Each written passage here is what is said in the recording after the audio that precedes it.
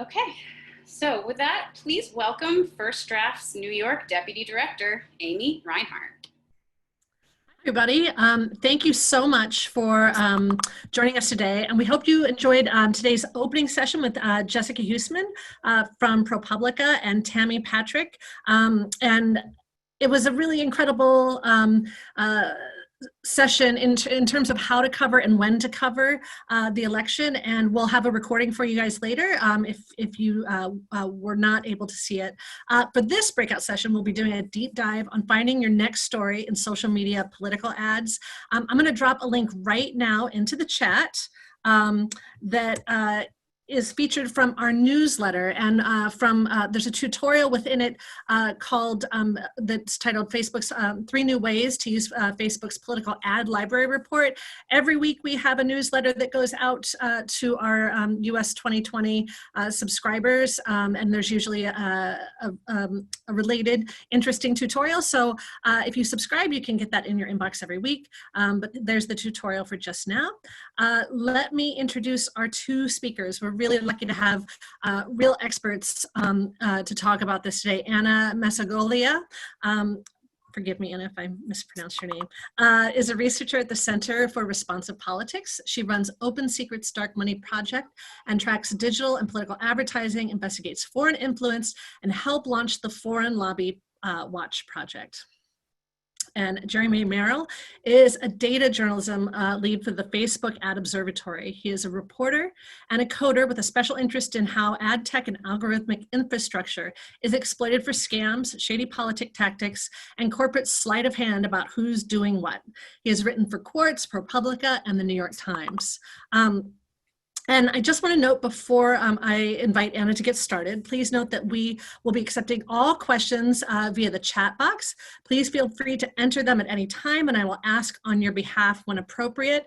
I may cut into the session if it's specific to a slide, or may just leave a little pause at the end of a juicy topic so that we can ask the experts right then and there, and we can also save things for the end. So there'll be plenty of opportunities to ask questions. Just drop them in the chat. So without further ado, Anna, if you want to kick us off. Welcome. Thank you all for attending today. Today we're going to talk about a variety of different ways that we can use online or digital ad data to create new and exciting stories. One of the more recent examples I have of this is a group that we had discovered in the ad data called America One Policies. This group is a 501c4 that was created around a year earlier, but had maintained a very low profile. Just looking through new groups as they popped up in the ad data, we were able to see that a group had started mentioning a variety of different candidates. And by piecing together the different ad data on Google and Facebook, we're able to get a picture of this spending that otherwise might not show up or be discernible in traditional campaign finance spending, but is nevertheless very important. We're seeing millions of dollars in spending on digital or online ads that otherwise we might not even know about in Federal Election Commission data, or and that also does not show up in other government filings. So today you'll learn how to identify new groups, create new stories around these various types of data that you can find. And with that, I will pass it over to Jeremy. Thanks, Anna, and thank you all for coming. The way that we're going to do this session today is that we're first going to present to you all 3 sort of story templates. The idea here is that these are the same kinds of stories that you'll be able to replicate in your home market, in your state, and that we hope will be fruitful and inform your readers or viewers about the kinds of things that are happening in the digital ad space in your state related to the upcoming elections. After we go through those 3 story templates, we're going to talk a little bit about some of the caveats, potential pitfalls, things to avoid in order to make sure that your coverage of digital advertising is fully accurate, because there are a lot of ways that it differs from sort of traditional TV campaign advertising and things like that. So just to dive right in, our very first story template for you all is how to unmask some of the unknown spenders in your state. When I say unknown spenders, I mean dark money groups, sketchy corporate influence groups, PACs that don't do a good job of disclosing who they are, that sort of thing. I've used this template myself numerous times. This is an example of a story from earlier this year that I wrote for Quartz with a colleague.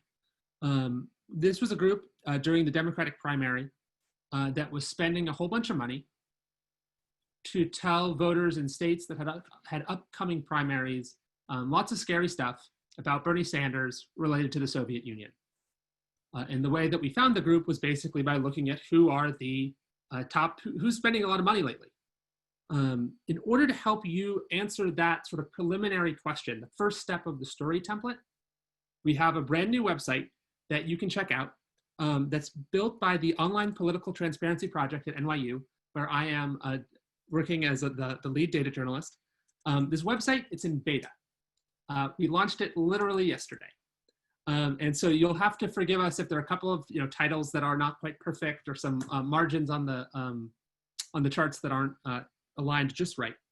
But you're welcome to follow along on that site, which I'll give you the URL for in a second, live on the web, or just follow along here in the video. The tools that we're going to use for this first and the second templates will be this website called the Ad Observatory, plus Facebook's own ad library, plus other resources like Open Secrets from the Center for Responsive Politics.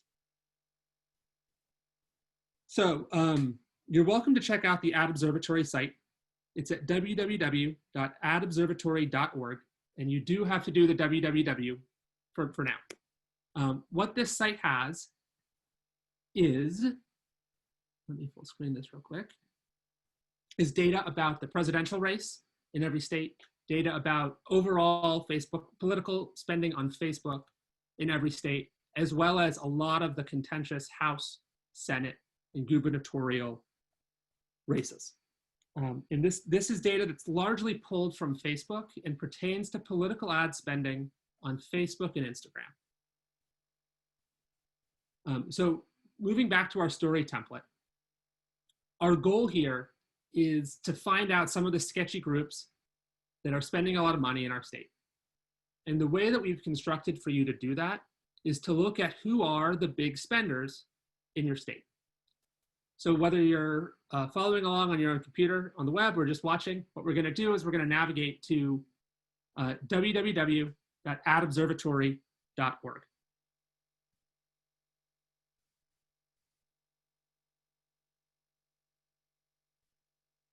And very shortly, because we're going to look at data for our own state, we're going to hit the state button up at the top. And you'll see that it opened to Wisconsin. Wisconsin's a swing state. It's the one we chose to be the default. But wherever you happen to live, you're welcome to check it out. I live in Georgia. So if you wanted to look at your own state, which I encourage you to do if you're following along live, you will see different data. But here are the top spenders since June 2nd in Wisconsin. The top two are Donald Trump and Joe Biden. Not a big surprise there. You know who they are. However, the rest of them might be groups you haven't heard of. We've got Republican Voters Against Trump, something called Work Money, Opportunity Wisconsin, Up North News, American Bridge, Cost of Chaos, LCV Victory Fund, and 4 is Enough. I don't know about you. I've spent a lot of time looking at this data. I don't know who a lot of these groups are. And I bet it's the same for you, whether you're in Wisconsin or elsewhere. So let's, just to follow the template, pick one of these groups that piques our interest. And I'm running a little behind my slides here, so my apologies. But let's pick Cost of Chaos. Say we're interested in that. We're going to go visit the Facebook ad library to figure out who this group is, what they're saying, and see if we can figure out who they are. So facebook.com/ads/library. This is a site from Facebook. It's not super easy to use, especially if you're looking for summary data, which is one of the reasons that we built the Ad Observatory site. But now, once we've gotten to Cost of Chaos's page here on the ad library, we can see that the ads say that they're paid for by something called Priorities USA Action. So let's just put a pin in that so that we'll come back to Priorities USA later. Turns out they're a pretty long established liberal political group, and so it's not a big surprise. But you'll see that the content of their ads is against Trump and for Joe Biden. That's something that we could continue to investigate if we were interested. Now let's look at Georgia. It's where I live. It might be a swing state. We'll see. But you've got different top spenders here, because sort of a basic conclusion here is that your state is different from mine, and the politics are pretty different. The top 3 spenders are all pretty normal: Trump, Biden, and the Republican Party. But we've got all this other stuff that's going on in Georgia that might be interesting if you are a reporter in Georgia. For instance, ExxonMobil, we don't always think of as a political actor for its own sake. But what they're doing is they're spending a whole lot of money advertising about how pipelines are great. Another group we saw there is America First Policies, which might be interesting. Maybe you haven't heard of it. If we check it out on Facebook's ad library, we'll see that it's a pro-Trump group. And it says that it's paid for by America First Policies. That's maybe not all that helpful. If you don't know what it is, you don't know what it is. However, if you were to dig into it, you'd find that it's a real 501c4 nonprofit, a dark money group. And in just a minute, Anna's going to tell you a little bit more about how you might find out more about who they are. But a thing that you should be aware of is that paid for by line, Facebook says that advertisers are supposed to tell the truth about who's paying for their ads and type it in there. But it's basically voluntary, which is sort of a problem if you're trying to background a group and you don't know who they are. So just a thing to be aware of if you find a group where the paid for by is some sort of dead end, is that, well, you might have to find some other ways to figure out who that group is. But in order to learn a little bit more about who America First Policies, Inc. is, I'm going to hand things over to Anna to tell you more about it. Thank you, Jeremy. So one of the first ways that we'll usually start looking into groups on Facebook, if the ad disclaimer isn't intuitive, is looking into the addresses that are listed, often trying to cross-reference those with firms. And it can become a very complicated process at varying points. Open Secrets provides a lot of resources for this, at least for groups that are registered political committees, as well as to some extent nonprofits. If you go to the Open Secrets website at opensecrets.org, you can type in any type of group's name that you might see in the disclaimer, and you are able to see how much that group has reported spending to the Federal Election Commission. You can find how much they've spent in prior election cycles, as well as just more information about the groups. Where to some extent you may hit an impasse is where you have groups like America First Policies or these other unknown groups that don't file with the Federal Election Commission. This is one of the big values of Facebook and Google and online ad data generally, is because we don't have that data elsewhere. That said, Open Secrets does provide a variety of different dark money resources, which means you will have things like tax documents, TV ad buys, that type of thing that you can cross-reference with these groups, and that can sometimes be very helpful. The 2 pages that are really great for that, and of course we can send around a tip sheet after, is addata, addata.org, and darkmoney.org. We have a lot of resources to 990s, the FCC political ad files, and a variety of other things. Just typing in America First Policies on addata.org, you can see who the board members are, the addresses, as well as their TV and radio spending, which creates a more complete picture of the group. And passing that back to Jeremy to go into our second example. The idea here is that you might be able to get, by watching TV in a swing state, or reading, talking to a bunch of consultants, you get sort of a gut level sense of what the issues are in a race. But another way to approach that question is with data, to examine all of the ads that the candidates are putting in front of different groups of people who they're trying to sway in a race, and figuring out what the political issues are that the candidates want to talk about. This, again, is a story template that I've used several times. For instance, in March, before Super Tuesday, again, for the Democratic primary for courts, I wrote about how, among other things, Mike Bloomberg's pitch to Democrats in Texas was about gun control, which is kind of a surprise and probably not the sort of thing that you would anticipate Democrats doing 10 or 20 years ago in Texas, but tells you something about the politics of the changing politics of Texas and the changing politics of gun policy. It was based on, again, just basically the same thing as the story template that we're going to show you how to do right now, of analyzing the ads automatically and finding out that what each candidate is talking a lot about. Some of the other findings from this are not hugely surprising. For instance, that in the South Carolina primary, I reported Bernie Sanders was talking a lot about healthcare, and Elizabeth Warren was talking a lot about the economy. So again, we're going to go to www.adobservatory.org, our brand new site, and we're going to first check out the issues that are being discussed in the presidential race at a national level. Since it's national, hit the national button at the top, and we're going to use the selector, in the same place as we switched from Wisconsin to Georgia before to switch to the presidential race. We've got some other charts that you can check out if you'd like, but one of the charts is the topics, the amount of money that the candidates have spent over time per topic. What we show here is just the top 3 topics that the candidates have chosen to focus their ads on in the past few weeks. You'll notice that both candidates are talking a lot about Donald Trump, which is some good evidence that this election, at least at the moment, is shaping up to be a referendum on Donald Trump. You'll notice that Trump's campaign is talking about the media, while Biden's is talking a lot about elections, the importance of voting, the importance of secure elections, that sort of thing. That itself may be a story.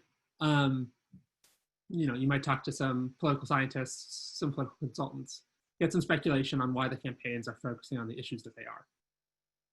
Now, let's do the same thing for a state race. Go back to the homepage, click the state button, and we're actually going to select Arizona this time.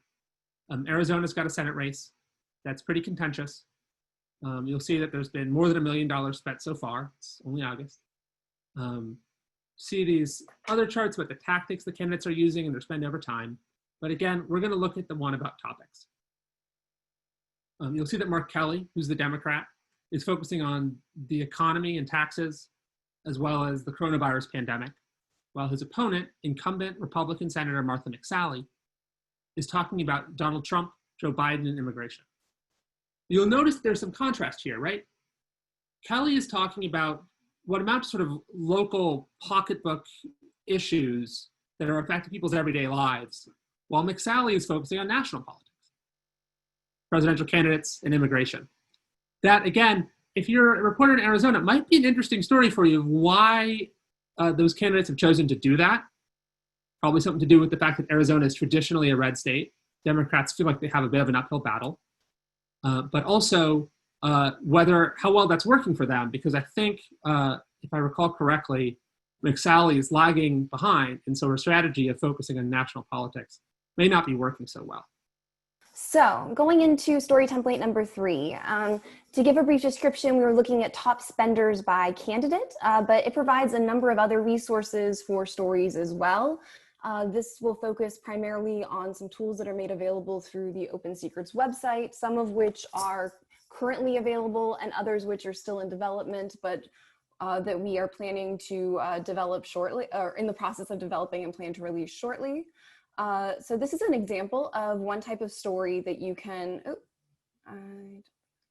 this is an example of one kind of story that you are able to create with online ads data generally. At Open Secrets, our current focus is on Facebook ads and Google ads, but we are continuing to expand to other types of online advertising, which I'll talk a little bit about later. This story, Outside Groups Help Biden Close the Digital Gap with Trump on Facebook, focuses not only on spending by the campaigns, which we often do see with the Federal Election Commission filings and traditional campaign finance filings, but also looks at supporters of Biden and supporters of Trump. This story's focus was on the presidential race, and I'll show you a little bit more about how we were able to find that data and how you can do something similar as well. The three data sources that we were looking at are Facebook, Google, and Snapchat. Each have a different scope of political advertising that they consider. As I mentioned earlier, Facebook is anything that mentions social issues, legislation, elections, and they have varying verification processes as well. These are what and to be very clear, these are what the platforms say their verification processes are and what their scope is. These are not always the most consistent, so that can sometimes present issues. And so relying on it as much as this is what the platforms say. Moving on to some of the tools that we have available. Currently on the Open Secrets website, you can go to presidential campaign profiles and see a variety of different online ad spending, primarily focused on Google and Facebook ad data. This is our new online ad data portal in partnership with Wesleyan Media Project and New York University's Online Political Transparency Project. It includes both Facebook and Google spending and data on both the candidate as well as their supporters. And going into a bit more depth on what this includes, it includes a variety of the supporter spenders as well. And I'm going to show you how to go there. And I have created short links so that you can as well. These are the presidential race profiles. And I know I'm talking a little bit quickly, but I know we're a little short on time and I want to try to fit everything in. You can go to Donald Trump's page and just select him as a candidate and move over to what is called the online ad spending tab. From here, you can see the candidate spending as well as supporter spending. This includes spending against their opponent as well, since oftentimes digital ads may be attack ads. You can also see spending over time by these groups on both Facebook and Google. And see because the spending is broken down by week, as well as geographical data mapped out, and who the actual spenders are. This is the list of spenders that are spending in support of Donald Trump or against Joe Biden. As you can see, it's not just the candidate. There's also a variety of super PACs, joint fundraising committees, nonprofits, as well as to some extent media. I believe Trump Train News and a few other outlets are listed on Workhouse's Pro-Trump on here, as well as a number of different retailers that are selling Trump 2020 merchandise or other types of variations of that. You also can have links to the ads themselves down here, where you can see it broken down by state based on the percentage of the ads that of the ad buy that went to each of those states where it was viewed. And so you can create your own type of mapping tools with those. You can see who these advertisers are as well on Google, and it provides the same data on that as well as the link to the ads. You can also get this information for Joe Biden, of course, and similarly, you can see who the supporters are, how much the candidate is spending, who's spending more, the candidate or their supporters, and compare candidates as well as comparing groups and comparing the spending over time. This can be really useful also for mapping, seeing what states are seeing the most ads, as well as whose ads they're seeing. One thing that's really important here, and I'm gonna try to pause for a second, is that you can also see who the ad sponsors are in the case, and going back a little bit to Trump's, sorry about that, I meant to pause earlier. You can not only see who is spending on the Facebook ads, but also who is sponsoring them. So you can see who the disclaimers are as well as the page names. And I apologize, I did not mean to do that.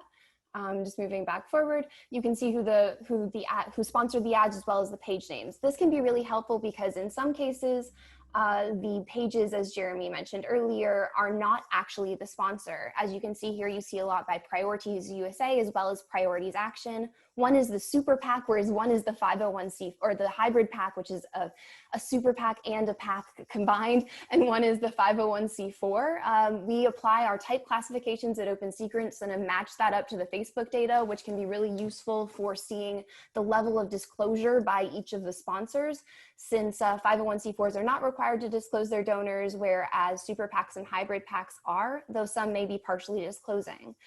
We are currently in the process of linking this up to all of the pages so that you can just very quickly click on these group names and be able to see their entire history of political spending reported to the FEC as well.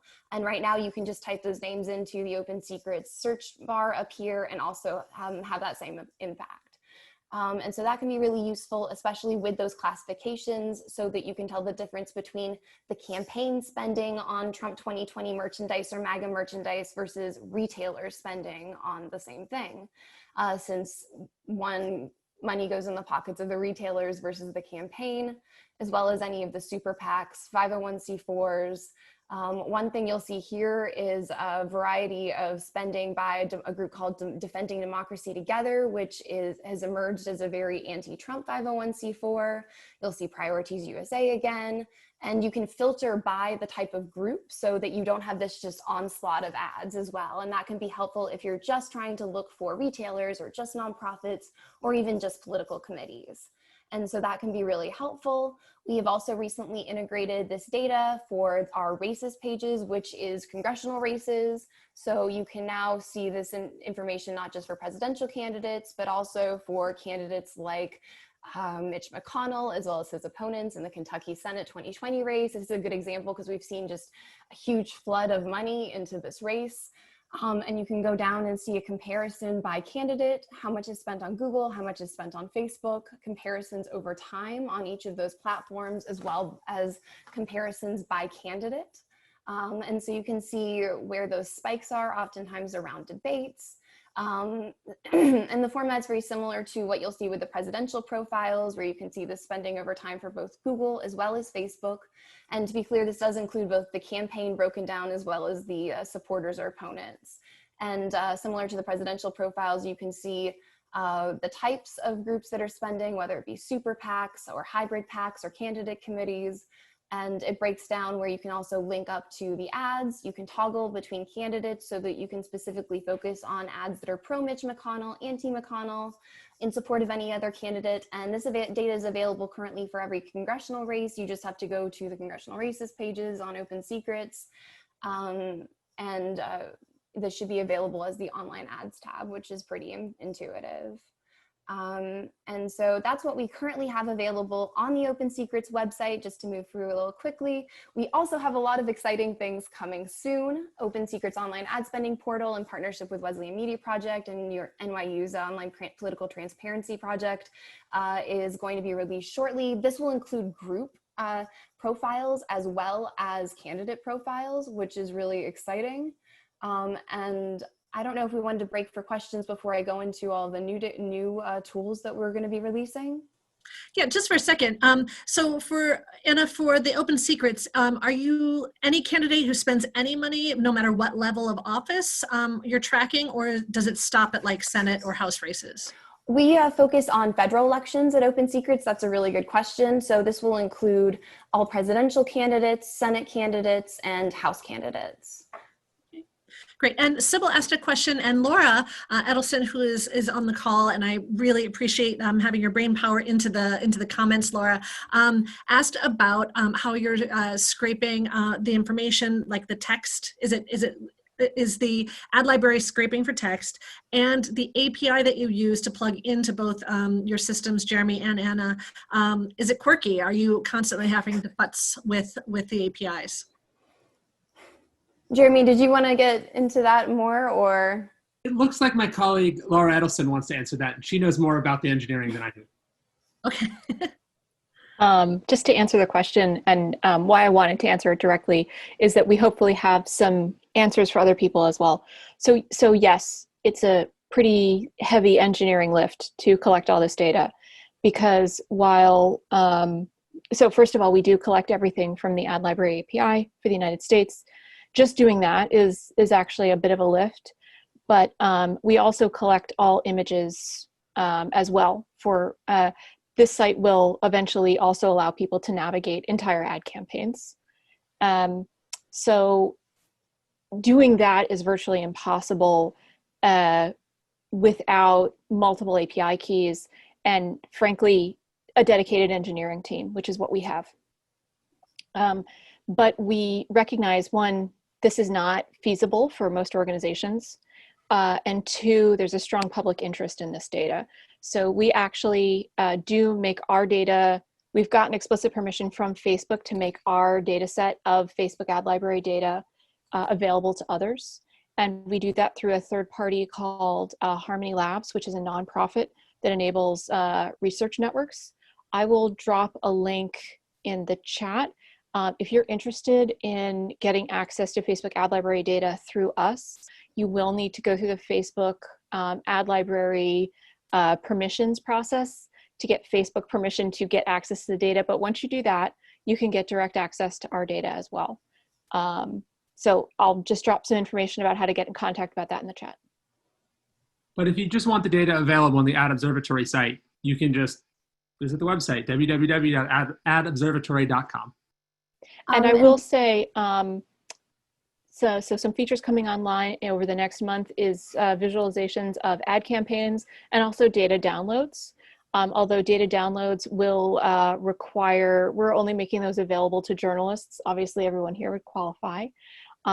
So I'll also post an email to get in contact to get an account so that you can register for our notification feature that's going to be coming out and the data download feature. Great. You guys, it sounds like you're constantly iterating, and luckily you have the systems in place to make that happen, because I think you said in the comments, Laura, that the API is notoriously quirky and you have to have a whole fleet of people on to make it happen. Sandra Fish, who is our Colorado fellow for First Draft, asked the question if there will be an ability to get more detail, like which issues a specific candidate is advertising on. And she also thinks it's a great tool. Hopefully very soon. Beyond just the top 3 issues, right now for races where there's a fair amount of spending and where the primary is already settled, you can see the top 3 issues that each candidate is spending on in the race. Hopefully we'll be able to expand that soon. Cool. And Anna, did you want to take us through some of the new features that are coming for Open Secrets? That would be great. So Open Secrets new features that are coming include organization pages. This is based on the disclaimer that you'll see in the ad. This can be a really useful tool for groups like Priorities USA that are sponsoring a variety of different named Facebook pages, and this will provide a one-stop shop where you can see all of those in one hub. And you can also see their spending across platforms. So if they're spending on Google, Facebook, through multiple different pages, this will be one place where you can look up that group and see everywhere they're spending online that their name is disclosed, at least, of course, right now limited to Facebook and Google, and then expanding to other platforms as well. This should launch within the next few weeks. We're really excited for it. Right here, we just kind of have dummy data. It'll be filled in with the group name, of course, and all of that. And you'll be able to compare similarly over time, seeing how much a group spends across platforms, as well as what pages they'll spend on. Similar to the other pages we have, we'll also have mapping for this, where you can just go to the map and see what states have how much spending and who the top spenders are. And when you click on each of those names, they'll go to a similar page to this organization page and break down everywhere that group might be spending. So we're really excited for that. I think it's going to be a really useful tool for being able to just search for a group and see everywhere else they're spending as well. Since in many cases, the names like Cost of Chaos or a variety of innocuous page names don't really mean much. Having the group name behind it can be really helpful.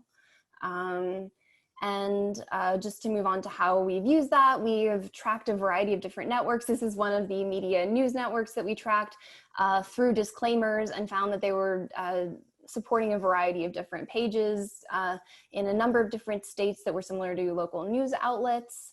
And we were able to piece together those disclaimers and see that it was ultimately tied to a super PAC and a dark money group at the federal level, despite the fact that many of the pages do look like local news outlets. So we were really, that's one interesting application of this type of tool. So moving on to pitfalls and caveats, because I know we don't have a lot of time left. Jeremy, did you want to take it from there? All right, this data is really complicated, and I'm sorry, but it's going to get more complicated. Here are some pitfalls and caveats, things to be aware of while you're reporting on this to not accidentally step in it. An important thing to know: typical TV ads, radio ads, print ads are targeted to content, right? If you want to reach a particular demographic of voter, you're going to run your campaign ad at noon on a Tuesday next to Mari. And if you want to reach a different demographic, you run an ad during the 10 o'clock news, a TV ad next to the 10 o'clock news. Facebook isn't like that. On Facebook, ads are targeted to individuals. You can say, give me all the Democrats, give me all the Republicans over 50. You can even upload a list of the people by name who you want to reach, and Facebook will show the ad just to those people. So while the traditional ads are targeted to content, Facebook ads are targeted just to people. Another one, this is a mistake that I see being made in prominent national news pretty frequently, is that there's a difference between who an ad was shown to, who it reached, and who the campaign chose to target it to. So let's look at this ad from Donald Trump about how Joe Biden is slipping. Facebook's ad library will tell you that this ad appears to have reached a roughly equal split by gender of people in the 25 to 34 ad bracket, and fewer people, but still even by gender, of the 18 to 24 age bracket. Should we draw the conclusion that this ad was shown only to young people? No, because it turns out Facebook has a whole bunch of different copies of this ad that are shown in different ways. There's another one that was shown to people of all ages. And for some reason, the Trump campaign decided to slice it up in different ways, probably just for stats reasons. Facebook will tell us that the ad is shown all over the country. The whole country's purple, but it's centered in like Ohio and Texas. Maybe. This is what Facebook won't tell you, but that a tool called the Ad Observer that's run out of the same NYU lab that is behind Ad Observatory, you have a browser extension that collects information about how the ads were targeted to individuals that Facebook keeps totally secret from everyone but the person who's targeted with the ad. So we know that that very same ad was actually targeted to a list of people, and that list came from something called DT Client Services LLC, which is the GOP data trust. It's a big list of people and their names and how likely they are to be Republicans. So we can learn from this that actually the reason that the people who the Trump campaign chose to see that ad were chosen by name, by some sort of criterion that we don't understand. But it wasn't just shown to everybody in Ohio, everybody in Texas. It was shown to people by name. That's the difference between reach, Ohio, Texas, and the targeting, which is specific people. Hopefully we'll be able to have some data about the targeting on Ad Observatory soon. Another thing to, of course, be aware of is that Facebook ads and Google ads aren't everything. Of course, there are TV ads that are the traditional subject of a lot of reporting. You get Google ads where there's a little bit of disclosure. Snapchat ads are big. There's a little bit of disclosure there too. But there's also ads on Hulu. Pandora may have just banned political ads. I don't remember. Ads on Quora, for which there's basically no disclosure at all. There are programmatic ads, no disclosure there, as well as old-fashioned stuff like flyers on telephone poles and even more opaque, some people wording ads that come via robotexts. So there's a lot of stuff to keep track of. What's happening on Facebook isn't necessarily everything. It's also true that not everything on TV is absolutely everything. And just to weigh in on that one a bit, Jeremy, so different types of, if we can go back to the last slide, different platforms have different levels of disclosure, but also have different provisions. Like places like Quora show the issue ads, but don't have express political ads. But of course, as anyone who's tracked TV political ads knows, there's a variety of ways to make issue ads very political. Same with LinkedIn, where you do see ads by trade associations, by even dark money groups, but they're not technically supposed to be political. Some platforms have paused ads. I believe Spotify was one that paused ads, and Snapchat at least has some usable data. We're hoping to at least integrate that shortly into Open Secrets tools, and provides a variety of different targeting data that can be really valuable that is not available elsewhere. For example, you can see when someone's targeted based on a TV show they watch, which can be really, really interesting. And I won't go into too much depth with that because I know it's not the focus, but happy to answer any questions on that as well. And I'll give that back over to Jeremy. I'm actually gonna hand it right back over to you, Anna. That we've mentioned a little bit the different kinds of entities that are going on here, super PACs, PACs, that sort of thing. It's a lot, it's confusing. You could probably get a PhD in it if you wanted to. But is there anything else? But they're all different, but they all also kind of do approximately the same thing. So Anna, is there anything else we should know about those? Well, they're varying levels of that you can actually track these groups. So with Open Secrets, you can at least get the campaign finance data at the federal level on groups like super PACs, PACs, campaigns, and to some extent 501c4s. There's also a big difference in the level of disclosure that they provide generally on their donors. Groups like 501c4s are not required to disclose their donors, but typing in the name of the group on Open Secrets is a really great way to start and see at least what information is available. Incorporation records are great. Oftentimes it is just a matter of piecing together a number of different sources of information to find out the full picture of these groups. And that's the short version of it. Finally, you may want to be careful with the data that you're getting from Facebook's ad library because it can disappear. Yes, so I highly recommend saving everything. I have started working on stories before where I found an ad, and Jeremy, if you mind clicking one more time. So where you can find an ad and then it disappears. This is a group called Safer and Stronger New Mexico that used to have a lot more ads, and they all disappeared, and there's no real explanation for it. This is not uncommon that I've had stories where if I didn't screenshot an ad, sometimes it disappeared before the end. I've had editors catch, wait, there's no ad here at a link, and thankfully had screenshots of them. So I highly recommend archiving pages, saving screenshots, and making sure you have your own copy as well. And of course, we also have copies of some of the information at Open Secrets as well as at NYU and with the Ad Observer. So I highly recommend outside sources rather than relying on the technology companies.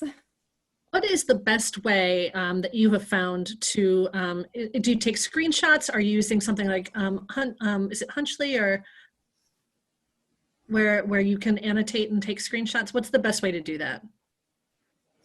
I generally at least do a screenshot. To some extent, you can use tools like the Internet Archive's Wayback Machine, but that's not always the best way to do it when the ads are dynamic, since it doesn't save everything.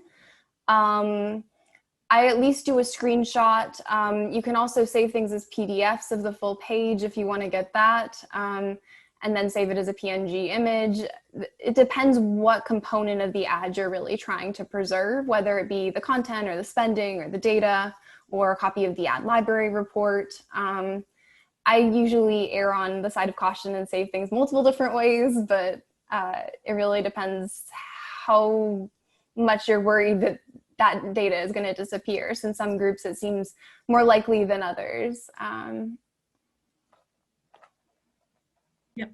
And these right now, your service, like the way you're collecting information, is for English language US only, or will you iterate to other languages or other countries? Our focus at least is on the US. It does include other languages as well. We do have some Spanish language ads that show up in our data that are noteworthy. So there are other languages. Our site is primarily in English, but you do still have access to the other language ads. but our focus is on US at the federal level currently. Great. Our site focuses again just on the US elections in 2020, but I think we've got some data from other countries that Laura wants to talk about. Okay. If you're interested in data from other countries, the data sets we make available through Harmony Labs include data on Canada, the UK, Germany, France, Poland. However, we don't include images and videos for those countries. We don't do that because we just don't have enough API keys. I wish we could. We will probably be adding collection of of images and videos for some of those countries before their election period. For example, we're going to be doing that for Myanmar and Bolivia because they have elections we're going to attempt to monitor. But if there's a country you feel strongly about covering and you have access to an API key and you would like to collaborate with us, please contact me because we would love to talk to you. That's great. Any other questions from the group? And Jeremy, Anna, anything else to add to your presentations? One thing I'll add to what Laura mentioned is one of the utilities of tracking other countries' data, or at least other language data, in addition, even the domestic setting, is looking at foreign lobbying and foreign influence operations. I also track FARA, the Foreign Agents Registration Act filings, in addition to this, and oftentimes do see online ads now in there. So that's a great way to get information on that type of thing as well, if that's your beat. Great. Well, the one thing I wanted to challenge everybody on the call is right after this call, get in and search on Facebook ads. If you haven't looked at it, just take a look at your local, your Congress people, see how and where they're spending ads. I thought it was interesting that the local congressperson here has, in Indiana, has started spending in Michigan and Ohio. I think he has bigger plans. So I think you never know where those stories are going to be. You also want to install the ad observer extension. I don't know if Jeremy, you want to talk about that briefly, but that is a great way that you can help both of these teams enrich the data and inform the public. Absolutely, thanks, Amy. The ad observer tool, which used to be called the Facebook Political Ad Collector, used to be run by ProPublica, so you may have heard about it under that name, is a really essential part of us understanding what the heck is going on with Facebook, with political ads on Facebook, and getting the data that Facebook doesn't want to make public. I think that data is often really evocative. It tells us about what the campaigns are really thinking. For instance, that ad that I showed you from Donald Trump that was targeted to a specific list of people who are probably the people who the Trump campaign thinks are most likely to be persuadable. And so we know that ad is a key piece of the persuasion strategy, not just a piece of fundraising or trying to get the base riled up, but instead to persuade swing voters because it's targeted to people by name. Also, that's super creepy. And even though everybody does it, it's super creepy, and readers and viewers love to hear about super creepy campaign tactics. The only way that we get that data is that it's disclosed to you as an individual Facebook user when you see an ad. You can go manually click the little menu, why am I seeing this? And they'll give you an explanation. But what the Ad Observer plugin does is it lets you install it, you browse Facebook normally, but that information gets collected silently in the background and sent to our servers where we can join it up with everybody else's data and figure out what's going on. And that will also help us do some interesting analysis about how the different kinds of targeting methods cost different amounts of money, who's sharing data with whom, things like that. And again, this data is, it's going to be available in Ad Observatory soon. It's also all completely available to journalists. Just like send me or Laura an email and we'll happily help you explore it. And it's also a great community engagement tool for you to ask your readers to help you cover the election. Because if there's nobody in your state who's installed the plugin, we don't have any data. The more people we have, the better the data gets, and so the better stories that you can tell. That's again at adobserver.org. Nancy Watsman, who is the ringleader for our cohort of 5 state fellows this year, adds that it's also important to get your aunts, uncles, cousins, friends on it. I think if you saw my cousin Luke's Facebook profile, you get a whole wealth of information. He's the disseminator of memes in our family of varying political stripes. Anyway, thank you both so much, A, for the work you do, but B, for explaining it so nicely to the people who are here. Thank you, everybody, for attending. Tomorrow we have a packed schedule from noon to 3, and then we're back at 5 for bring your favorite beverage. I will probably bring something slightly sparkly. It could be seltzer. But Stacey Marie Ishmael, the executive director of or the executive editor of the Texas Tribune, will be on to close us out in the live stream. So I hope everybody can join us. Laura has dropped ample text or links to places that can help you enrich your stories when it comes to political ads. So I encourage you to look those up. We will send a follow-up email with some of the links that Anna and Jeremy both had mentioned. But thank you all for attending, and for Jeremy, Anna, and Laura for sharing all the work that you do. Thanks, everybody. Thanks for having us. Bye.